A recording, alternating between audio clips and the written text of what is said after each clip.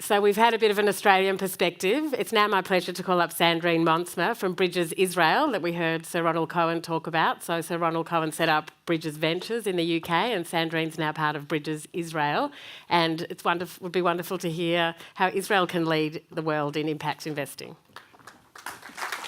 Thank you very much, Amanda. First of all, I want to say that I'm delighted to be here. Good afternoon to everyone. And I especially want to thank Etty for calling the conference after us. No, that's a joke. It's not true. I'm also thankful to Dan and to Sir Ronald because you've already introduced many ideas that are also in my presentation. But I think it's very good because I started my career with Procter & Gamble. They said you have to give a message 6 times until people get it. So some of the messages are going to be repeated, but not to the same extent. So how can Israel lead the world of social and environmental impact? Let's start with, Ronald introduced Bridges, but Bridges really is one of the oldest names in the field. It was established 14 years ago in the UK, started very small, and today manages more than $1 billion across several investment strategies, and we are my partners and I are going to branch out that concept and brand and methodology into the Israeli market. So Dan spoke about impact investment and Sir Ronald spoke about it. Those are investments made with the objective of generating positive social and environmental impact while making financial returns. This is just to show that it's drawing a lot of attention, it's growing globally, and the latest Forbes article states very clearly it's becoming popular and it's making money. So, Dan talked about the spectrum of capital, showed the quadrant. Yes, we think it's another way of looking at it, but really capital resided in the beginning only in 2 ends of the spectrum. On the left hand, you see the financial-only return. Milton Friedman said, the only social responsibility of a business is to make money. So that was in the 70s. And on the other end, you had philanthropy and social objectives only, impact only. And those two, over the years, emerged from responsible and sustainable investment into impact investing. And within impact investing, indeed, you have funds that are calling themselves impact first, where the social returns are more important than the financial returns, and those that I finance first, where they say only when you get competitive market rate returns, you can attract big capital, and this was the philosophy behind some of those impact investment funds, and the proof is in the pudding.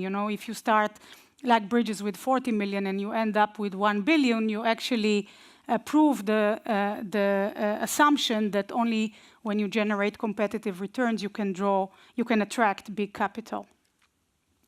Let's move into Israel. You heard a lot about the startup nation and the wonderful success story of the Israeli economy.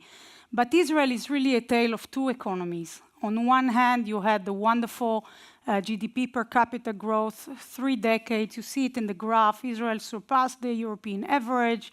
And the startup nation figures that we heard this morning from Microsoft and Dove and other speakers, everybody knows the startup nation story. However, if you look a little bit deeper, Israel also boasts the largest poverty rate in the OECD and one of the highest Gini coefficients in the world, so a very disparate economy. If you look at the economic activity, it's really concentrated only around Tel Aviv. So if you look at the north and the south, you see that 74 to 84% of the population is in the bottom 5 clusters. This is really a strong basis for successful impact investment strategy, because where there is a gap, there is an opportunity. And you know it from the technology area. I'm saying it's the same for social and environmental impact. Another angle why Israel is a great market for impact investing is what we call the tech for good. Israel has a very mature high-tech ecosystem. Again, I will not repeat the numbers that you heard this morning, but within this ecosystem, there are specific areas where Israel has centers of excellence that can create global impact. For example, technologies for people with disabilities, or agro and water tech technologies, sustainable energy technologies for elderly, etc., etc. So those are Israeli companies, Israeli technologies, but the impact is 100% global. So those two things, one, the tale of two economies, and two, the mature high-tech ecosystem, those two things are a very strong ground to make Israel not only a startup nation, but also an impact nation. Let me move into a question that we get often. Every time we present to an investor that has not invested in impact before, or in many times institutional investors, we always get the question, how come there is no trade-off? How can you claim to achieve strong financial return with strong social impacts? They don't understand it. It's against their intuition.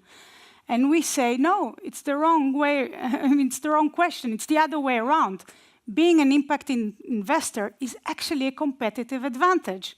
And let me show you why. There are three elements to this claim. One is the investment strategy, one is the methodology, and the third is the people. So let's start with why the investment strategy of an impact investor is a competitive advantage, and I'll give, of course, examples from Israel. First of all, an impact investor usually invests in smaller companies, in small and medium-sized companies. Now, everybody knows it's easier to generate growth for a company that generates $10 million of revenue than to generate the same multiple for a company that sells for $100 million revenues. So smaller companies give bigger growth potential. The second thing is, where there is a gap, there is an opportunity for bigger, higher growth. So if you have a development gap and you have an entrepreneur that has a smart business model, this business model will enjoy higher growth. Very simple. This is why the developing economies are growing at a faster rate than the developed economies. It just, higher gap means higher growth. The third element, which is especially true in Israel, is that the companies that operate in the underserved areas, in the underserved population, in the periphery, they enjoy very strong cost advantages. They often have lower real estate cost, lower cost of procuring services and goods, and lower cost of talent. So they have a cost advantage. Another point, there is lower investment activity in the underserved population. I mean, those of you that do venture capital investments in Israel, you know that a strong technology company, a strong team, a strong idea, all the VCs are going to compete for the deal. We go to areas where there is no one. If you go to some of the Arab entrepreneurs, for example, they have smart business models, smart ideas, but nobody is competing to invest there. So you have a very proprietary deal generation in neglected segments.